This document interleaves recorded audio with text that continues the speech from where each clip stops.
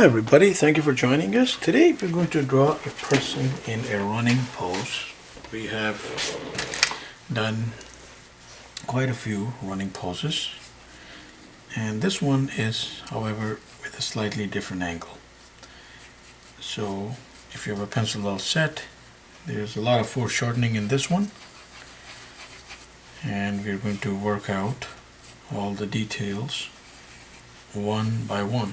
So shoulder set, head, torso is like flowing that way, and now I guess the lower part of the body in this case is going to end up somewhere here and not go beyond, because we are showing the foreshortening that this is increased area of focus, and the other one is like sort of a little bit farther away. So that's the lower part of the body. The chest is right here.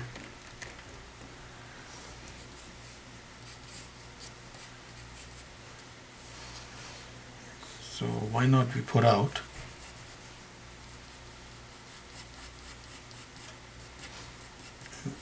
thigh, knee, shin, and calf area. And there's the thigh, knee, shin, and calf area.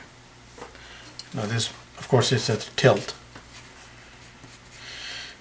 And now we can grab ourselves a pen and see if we can do a few different things. Let's say that the head is stable, because in this kind of an action, head looking up is always more effective. So we got our generic head there. Excuse me, the position just switched there for a second. Okay. Now we go into the delts next. Just stop short there. There's the collar area, there's the chest, there's the ab area coming into view, but we're going like way down, and so the groin area would be here somewhere, and we're going to put in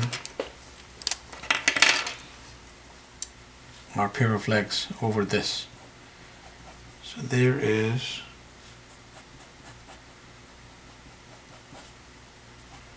according to whichever person we are modeling this pose on, the density of the frame, the girth, the thickness of the thighs will vary.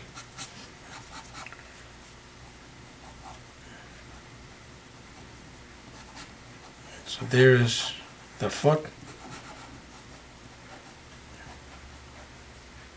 and there is thigh going back into the glute area right there.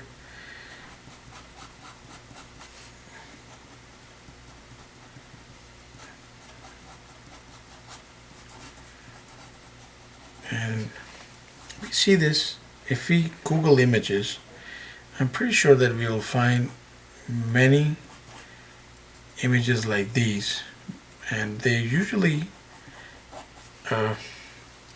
end up being like sprinting poses, like sprinters assume this posture when they're running, let's say. So here we are, casual, let's say that it's a casual like sprinting pose, and I have the outstretched hand there, the outstretched hand there. Here we can do a few different things. So either we can go